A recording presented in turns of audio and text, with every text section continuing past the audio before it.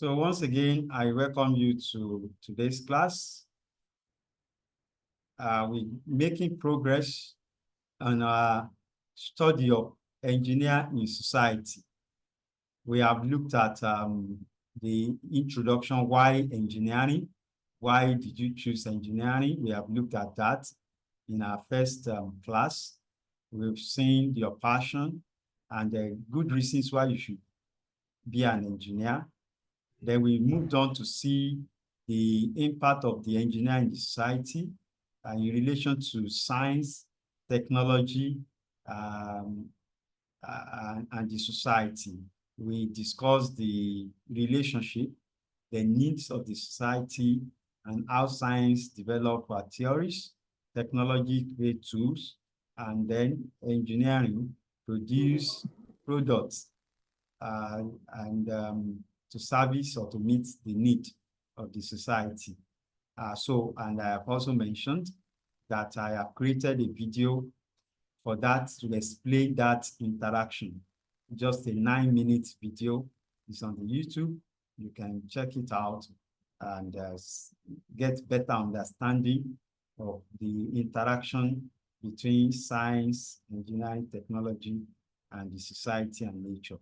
It's very interesting for you to watch. So today we move on looking at the engineering profession. So we're going to look at the engineering profession. So let's look at the engineering profession. And when we say engineering is a profession, then what do we mean by a profession? What is a profession? I'd like to get your input, your comments. What do you understand by profession? I'm sure you must have heard somebody probably gave you an advice, a piece of advice before you came into the university, telling you that you should study a professional course. And so the question is, what is a profession? Or how do we classify a course as a professional course? What does it mean? So if you want to answer, please indicate, raise up your hand, and I will recognize you.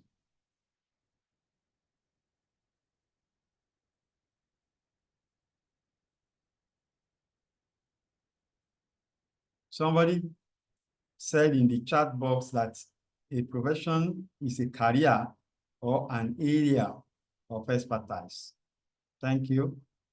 Yes, testimony. I can see your hand. Go ahead and speak, please.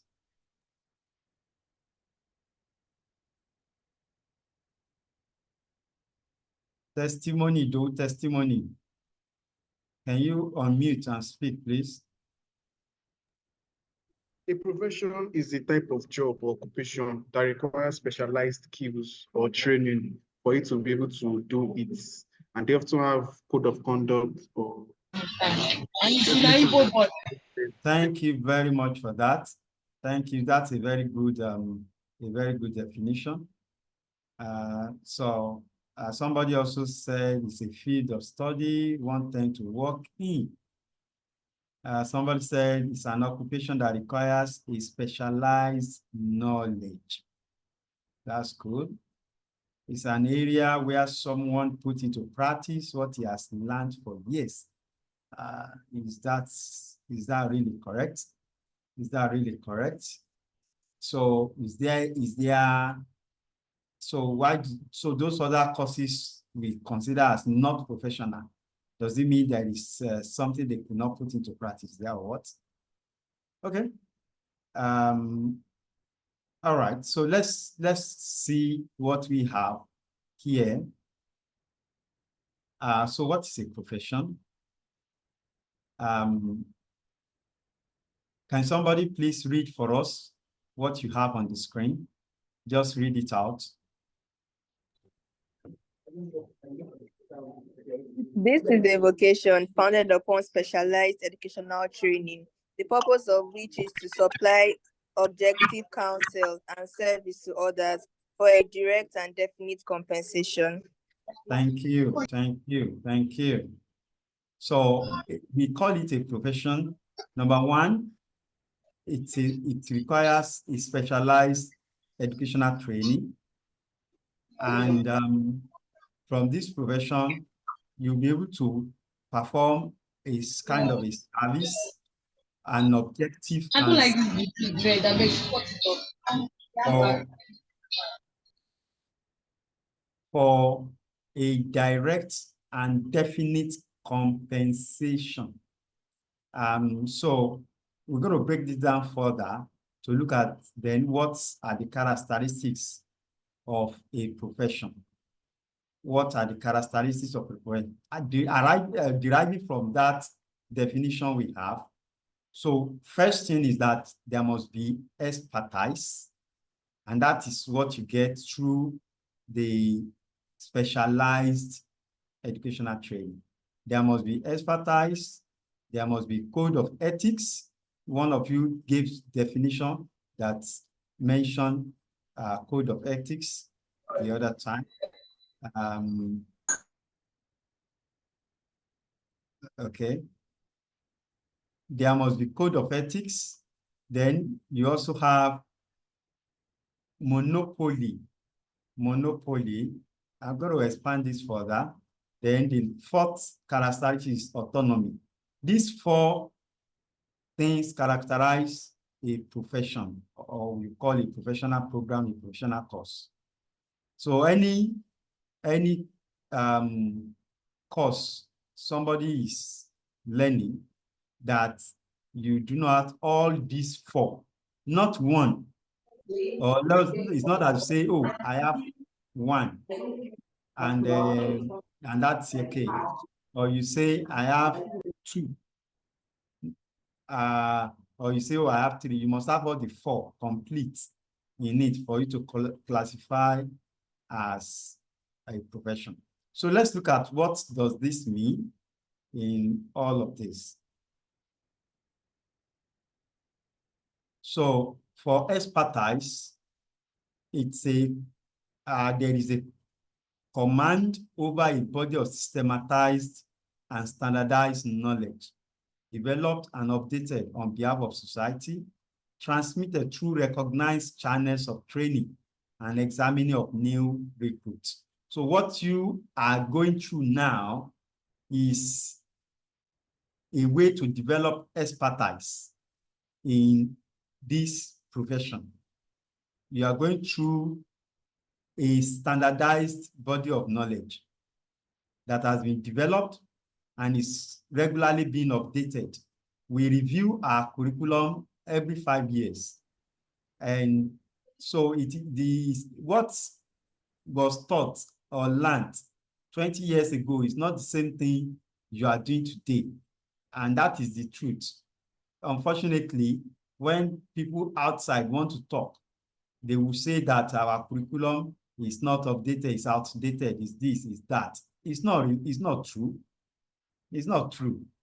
It's just many times they speak out of ignorance or just maybe to spite the system. But the truth of the matter is new courses are developed regularly, new courses are added. Some courses that some of you are doing today or that you will do in higher levels, year 3, 4, 5. Some people who graduated 3 years ago didn't do them because there is a new curriculum that you are, attend to. And to let you know, some people that are going to come into the university next session, there are some courses they will do that you guys are not going to do. Some new courses will come into their system that you guys are not going to do. And so there is an update coming up on the body of knowledge regularly so as to meet with the reality and the current demand of the society. And so expertise is a characteristic of a profession. There must be a command. It's being able to have a command over that body of knowledge. So when we call you a chemical engineer, there is a kind of technical know-how that you must have in the field of chemical engineering, which Anybody who has not gone through the training you have gone through cannot have. Anybody who has not gone through the training that you are going through cannot have that body, that cannot have that knowledge. And that is why you will not employ just anybody to do certain things for you. So expertise is a very important characteristics of a profession. The second one is the code of ethics. For every profession, there must be what governs the performance of that profession. There must be some rules that defines the relationship between the client and the individual and the client and society in general. So every profession has a code of ethics. Then we also have monopoly. Monopoly. Now somebody is asking, will I ask, is it only those educated are supposed to be called experts? I will say yes. Now, the question then I will ask you now is, what is education? So education is not only what you come to the university to acquire. There are various ways, means of acquiring education. In your secondary school social studies, you learned about formal and informal education. So the fact that somebody has not come to a formal school does not mean he does not have education. He may not have come through the formal system to acquire education, but he may also have acquired education in many other ways, informally. And so education is basically possessing a knowledge about certain things, how to do things and all of that. So if you want to develop expertise in something, so you must learn.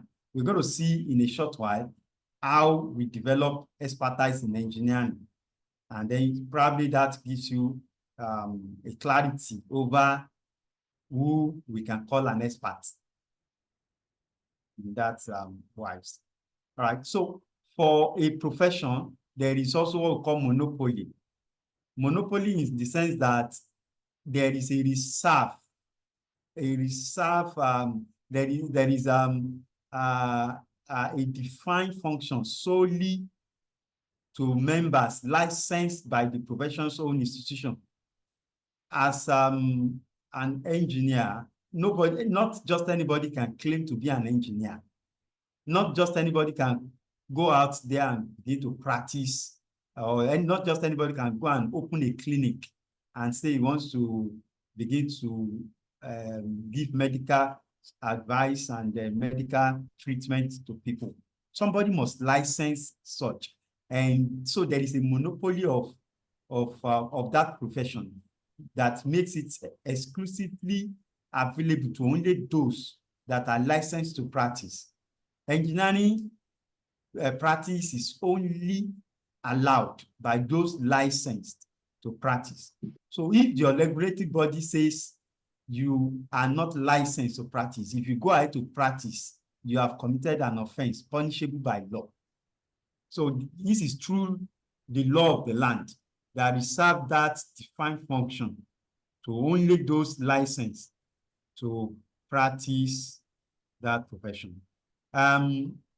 We have given characteristics of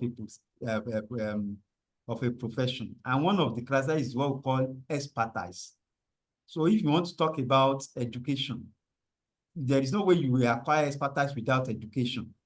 Somebody must educate you on a certain body of knowledge, and that's what we call education. So the word education is a general term that encompasses so many things. So for you to develop expertise, it means you have also gone through education in an aspect of something. So now, the fourth one, which is also very important, is what we call autonomy. autonomy is the independence of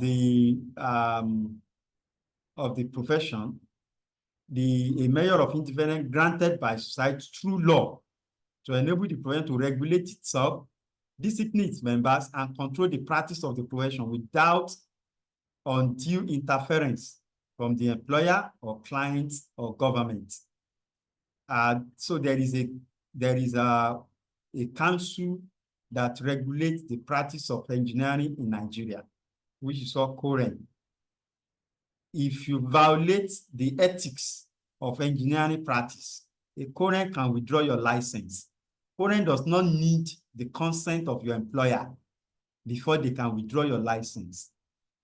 They don't need to go and report you to government, but because they have been granted autonomy as a profession, engineering is a profession that has its autonomy, can regulate itself, can discipline members. That's why every of our program is accredited by them.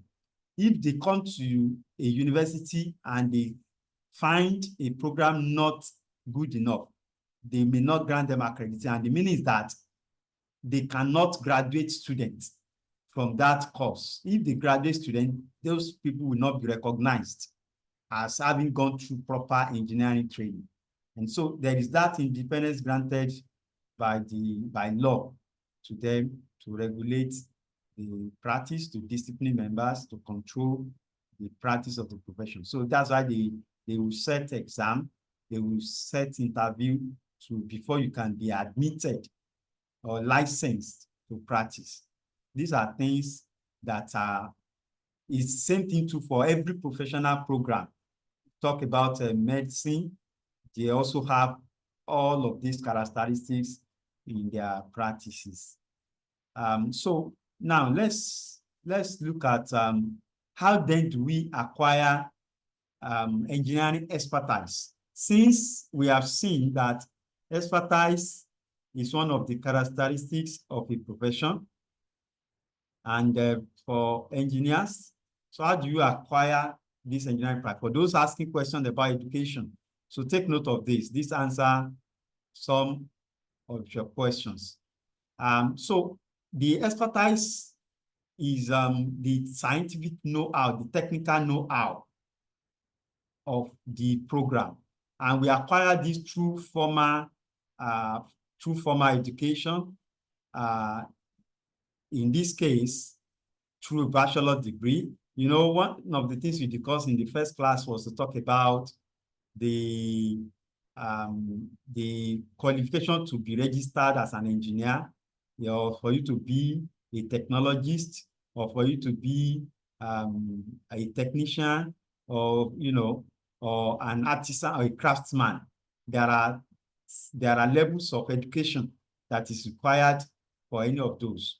And so to be an engineer, for example, you must have a bachelor's degree or master's degree. So how do we acquire this expertise? Number one is through the training, the formal education you are going through now. We also have universities that have online courses. People can enroll through their courses and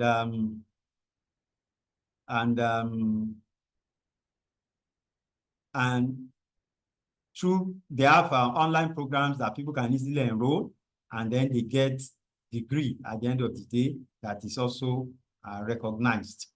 Okay, so these are important things.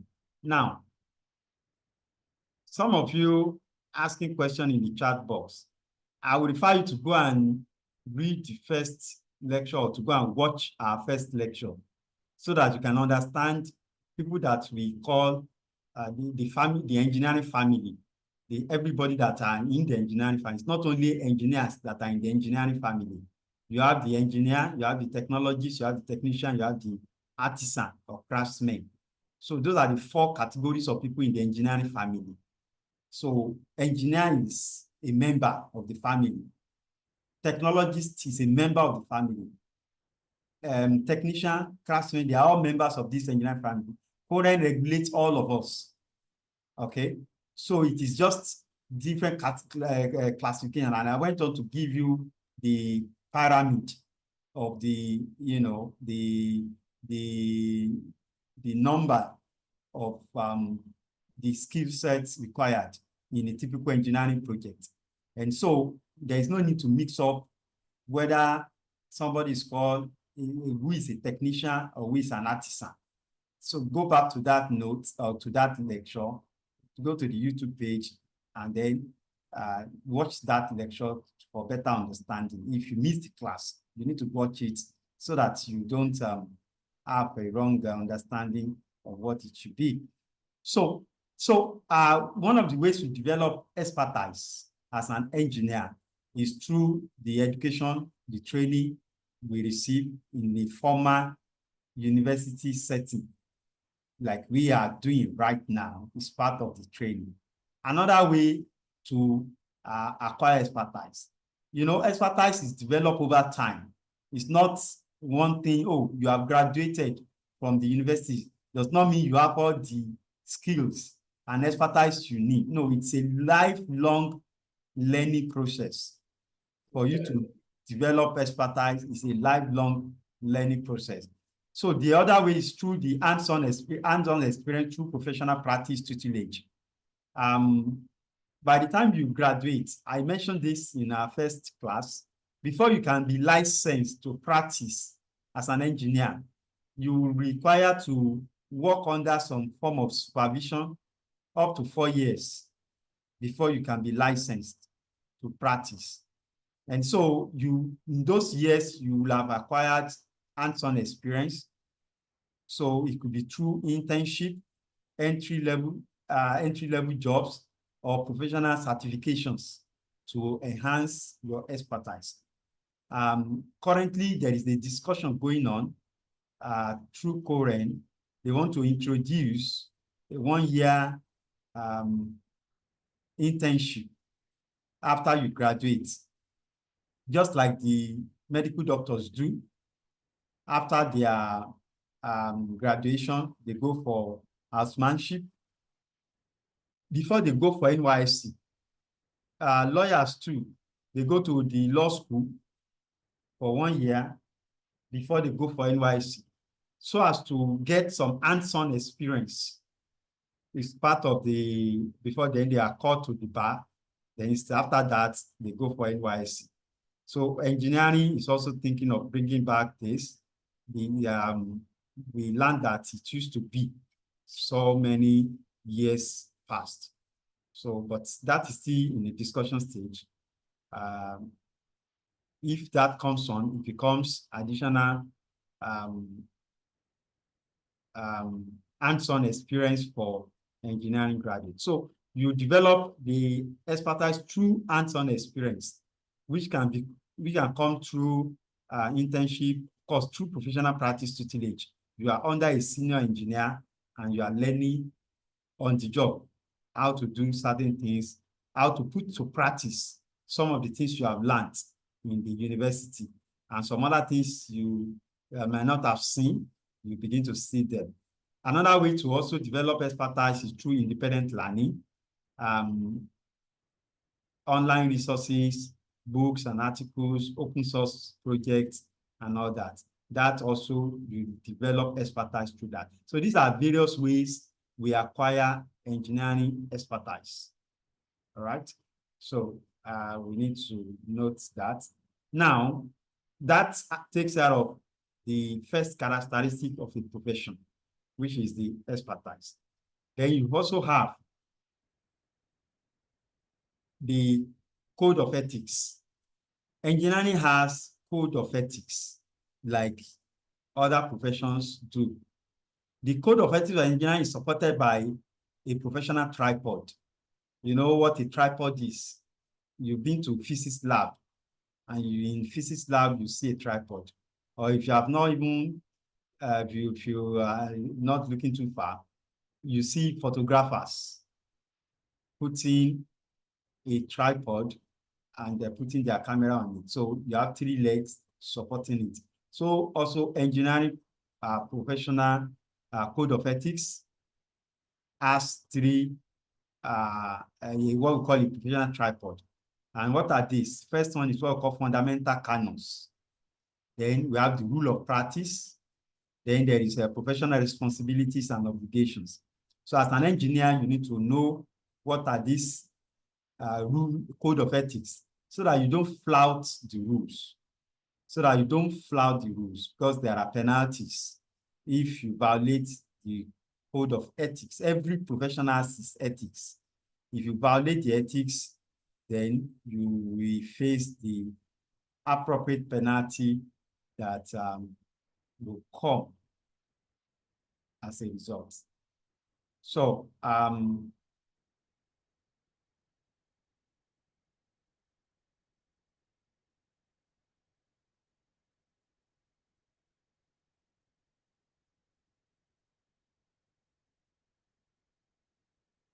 sorry.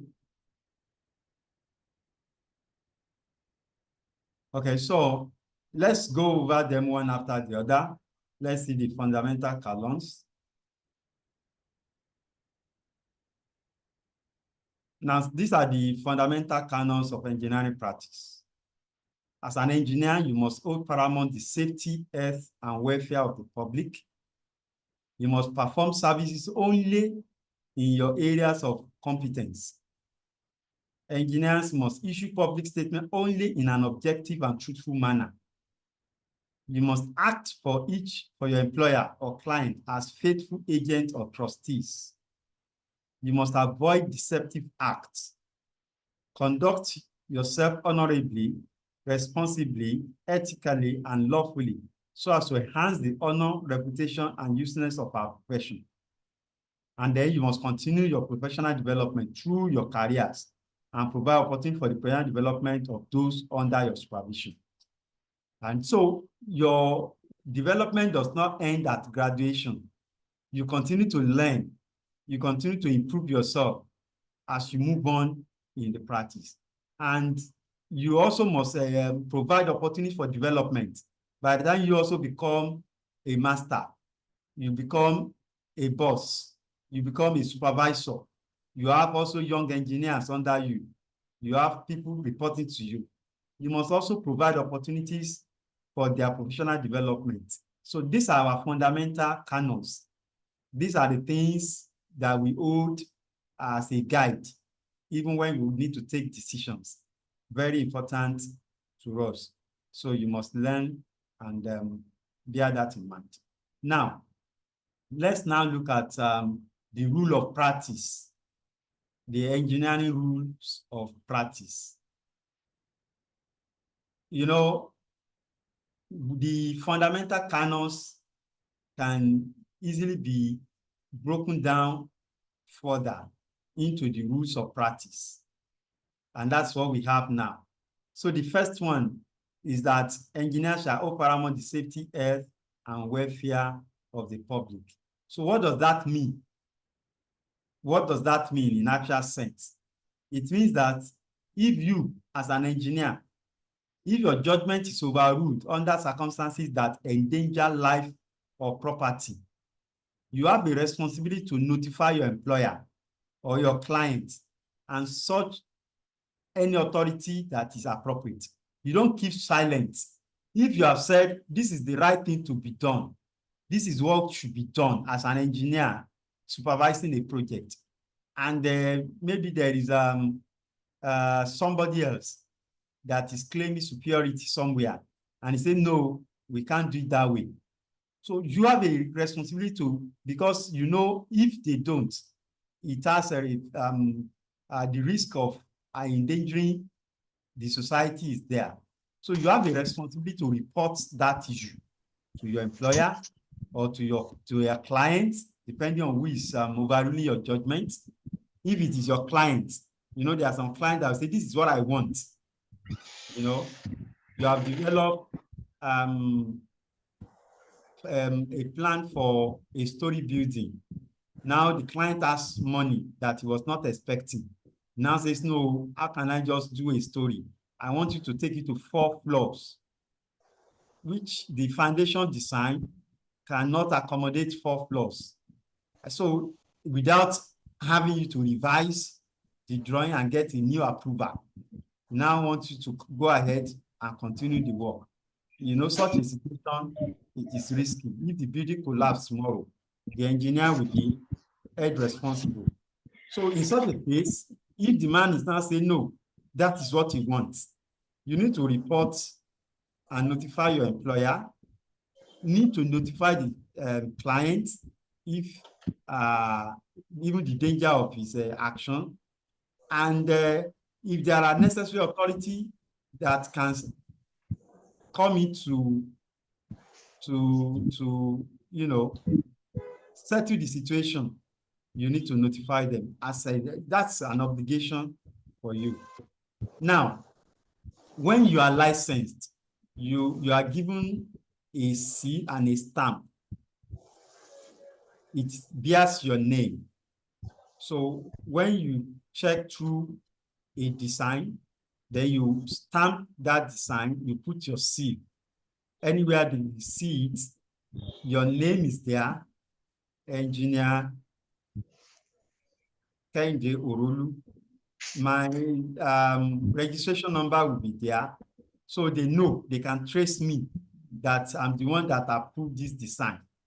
So you are supposed to approve only engineering documents that are in conformity with applicable standards, meaning that you also must know the standard and then approve only documents that conform with the standard. Otherwise, you will be aiding corruption in the system. You shall not reveal facts, data, or information without prior consent of the client or employer, except as authorized or required by law or this particular code. Okay, so that's important. Another one is that you shall not permit the use of your name or associate in business venture with any person or firm that you believe are engaged in fraudulent or dishonest enterprise. If you have knowledge of an alleged violation of the code of ethics, you also have a reason to report that violation to the appropriate professional bodies, if relevant, even to public authorities, government agency, and you also need to cooperate to furnish information and assistance where required. These are your ethical code that you must uphold. The second one is perform service in only in your area of competence. If you don't have competence in an area, don't accept to serve. Don't accept to do a job that you know you don't have, you do not qualify to do. You are supposed to undertake assignment only when qualified by education or experience in the specific technical field. Now, some of you after graduation, you know, you find yourself in different field of practice. You may move easily from, say, for example, being a chemical engineer, you move into some other aspect of engineering by the reason of practice and the experiences you acquire over a period of time. You may suddenly become a valuer, you may suddenly become a project manager. You may find yourself performing some specialized functions, even different from your primary assignment. But that's, you might have undertaken some professional training in the course of the job. You might have done some professional certification. You might have learned through some other trainings along the line that qualify you to perform in those areas. So you are only supposed to perform and undertake assignments only in area of your qualification. So if you also lack competence in an area, you should not append your signature onto that document, because the document you are signing, you are simply saying that it is prepared under your supervision. So that you need to take note of that. Other things we need to note. Okay, we have seen this. So how you use your seal. as an engineer. Then you public safety is a concern, so you shall use public statement only in an objective and truthful manner. You must not seek to deceive the public. So let your statement be objective, let it be fair, let it be the truth on any matter. Maybe there is a disaster, a project failed, and you need to address the public. Don't deceive the public. Don't deceive the public. If you have a concern over a project and you are supposed to vet a design, if there are issues, raise the issue in an objective and truthful manner. Don't say, oh, it's my friend, he knows what to do. No, he may not know. So you must express yourself clearly.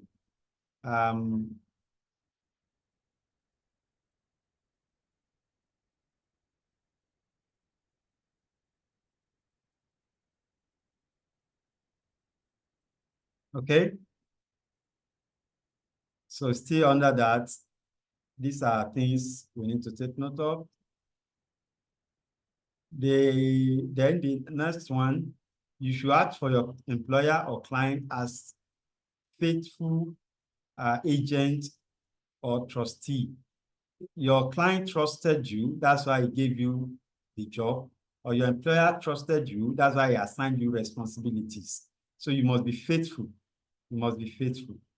If there are conflicts of interest, you need to declare it. You need to declare it so that your judgment is not influenced and the quality of service is not compromised. This is important. In terms of how you accept compensation or financial or otherwise, you don't collect compensation from more than one party for the same service or project. You collected from Mr. A and you went on to collect from Mr. B without the two of them knowing that you have collected money and yes, it's just on the same project. Those are fraudulent activities. You shall not accept or solicit or accept financial or other value consideration directly or indirectly from outside agents in connection with the work for which you are responsible. So in simple terms, don't collect bribe. Don't collect bribe because it will blind your sense of judgment and you will see a clear fault and you will ignore it. But when the disaster comes in years to come, you will be held responsible. So let's take note of all these things.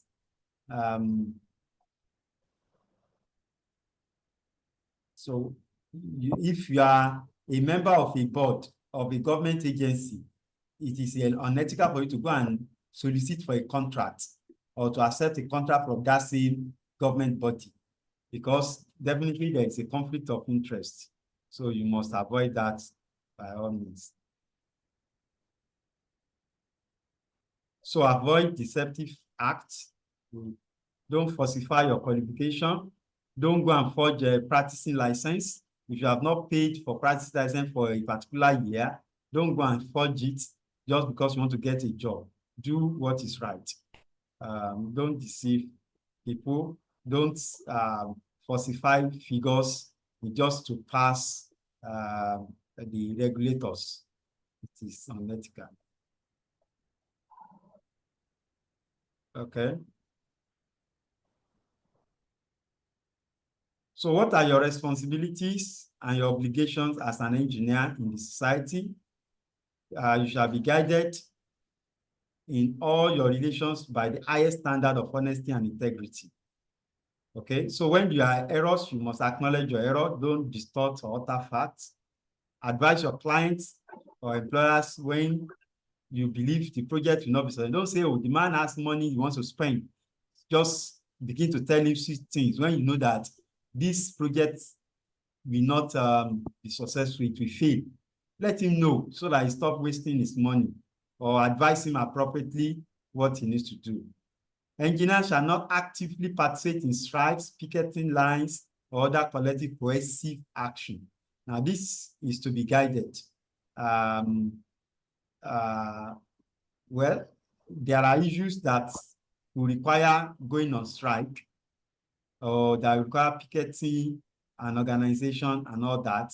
So it depends on the situation and the environment. So, but your action must be guided accordingly. Somebody is asking if there is a rule that says you must charge Mr. A the same amount you charge Mr. B. For example, maybe a project, maybe you consider that you want to do a project for an organization, so you send your bill. Another organization asking for a similar project. Are you required to charge the same? Well, in preparing your bill, there are so many considerations that come into it. So it depends, those factors, when you take them into consideration, will determine how you prepare your bill. But there is no rule that says what you charge Mr. A is the same thing you must charge Mr. B. There might be some peculiarities that are not pronounced in the two cases that will inform what you're going to charge. For example, if you know that government is not going to pay your money until maybe 6 months after you finish the work, it's different from somebody who's going to pay. So you factor in some of those issues when you are doing your billings and negotiation, because your time value of money is also important. And there are many other factors, like I said, that may influence how you charge somebody. But there are always kind of a guide to do some of these things. It will be inappropriate to also outrageously charge beyond what is expected. So that's important. You must serve the public interest at all times. Avoid conduct or practice that deceives the public. So those are your responsibilities. You are not to disclose without consent confidential information concerning business affairs or technical process. Don't be influenced by conflicting interests.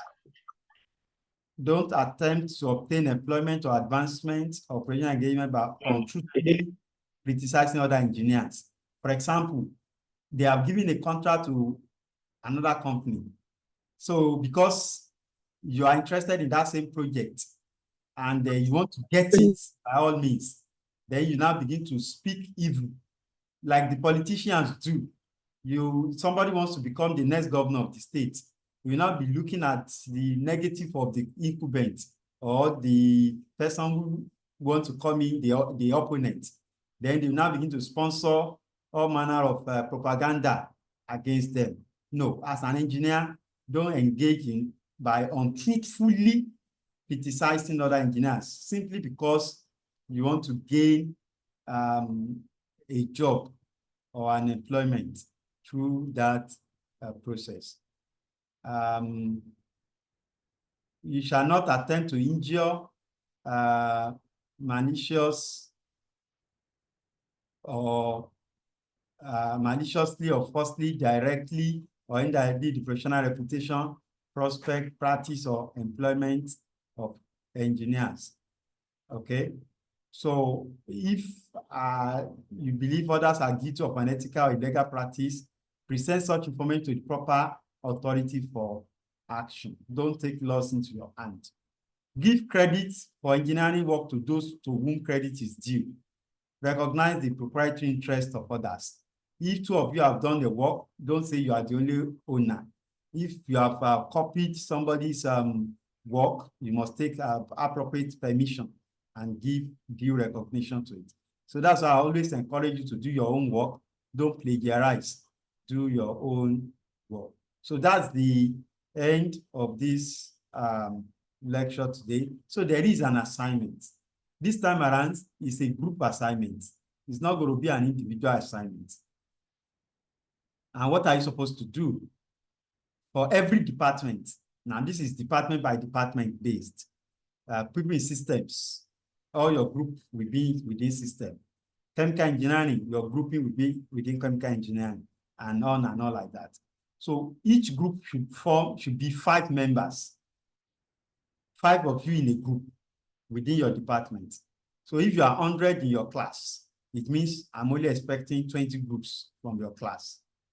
Now, out of this group, at least one person must be a female, except in a situation whereby you don't have enough female to go around all the groups in your class. That's the only reason why you can have all male in your group. So by that also, no group should have more than one female, except the situation whereby you have more female than the group available. Then you can have more than one female in your group. I don't want to see whereby some group have 2 female and some group are struggling to get 1. So form as you like. Your class reps can coordinate the formation of the group. So by Thursday, today is Tuesday. So by Thursday, I would like to receive the list of the group members. In the list you send, you should indicate who is the group leader, and you send it by email to the same email address we have been using, drolussglecture@gmail.com. Now, these are the questions you have to respond to. Now, if you notice, since our first class, most of the questions are about you, and you. It's about you thinking, begin to bring into your consciousness things that will affect you, either now or in the future as an engineer. So that's why it is in your interest that you do it and do it very well. So the questions are for your discipline, your field of engineering. What do you understand by it? You are a chemical engineer. What exactly is chemical engineering? What do you understand? Can you describe chemical engineering or what a chemical engineer is? So that's the first question. So it's a group work. So you brainstorm and come up with one submission. Now, this your discipline. In what area is it relevant in our country today? You know, by the time you graduate, your first point of practice is within this country. Some of you may travel abroad, maybe for further studies, or some may get multinational appointment and you travel out to go and work. But majority of you will still be around here practicing. So how relevant is your discipline here in Nigeria? How relevant? So you need to find the relevance of your discipline in Nigeria. Then the third question is this: what opportunities are available for young engineers in practice in Nigeria? You are going to graduate as a young engineer. So it is important you are aware of opportunities available for you, if there is. So do your search very well and come up with various opportunities available for young engineers, particularly young engineers in your field in Nigeria. Before we start talking about in Africa or in the world, let's talk about in Nigeria, the primary place of practice. Then the fourth question is this: when are you guys going to graduate? You are in 200 now in 2023, 2024. In 2024, 2025, you'll be in 300. In 2025, 2026, you'll be in 400. And in 2026, 2027, you'll be in 500. So you'll be graduating in 2026, 27 session. So what skill set? You remember last week, we look at the technologies of the future. So today you're also looking into the future because 2027 is in the future. List 5 skill sets that you think will be required for you to be relevant in your discipline by year 2027. Now, if you cannot see your relevance by the year you are graduating from the university, then the question is, how will you survive when you cannot see whether you will be relevant as a discipline by year 2027? But if you can identify skills that will make you relevant, looking into the future, looking into the technologies of the future, looking into the needs of the future. So what skill do you think you need to possess that will keep you afloat that will make you relevant in your discipline that you are passionate about by year 2027.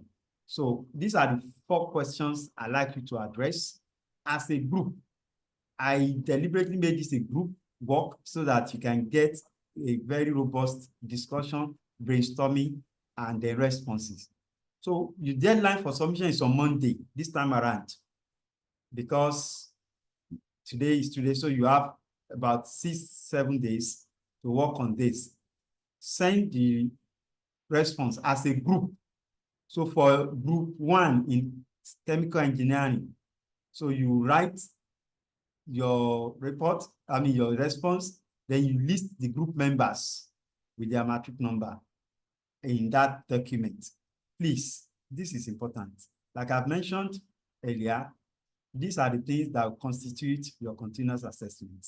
So please see it as important and do it sincerely. And it's they're actually for you. It's not for me.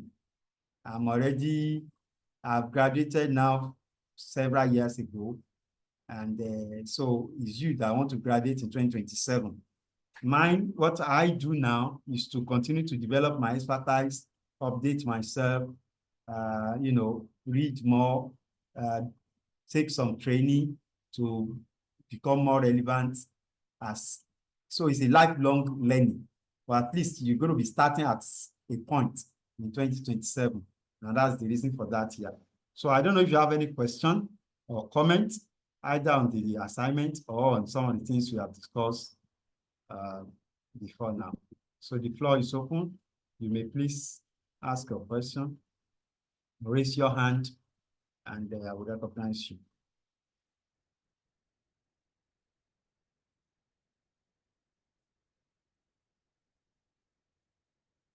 Adeni, please speak on.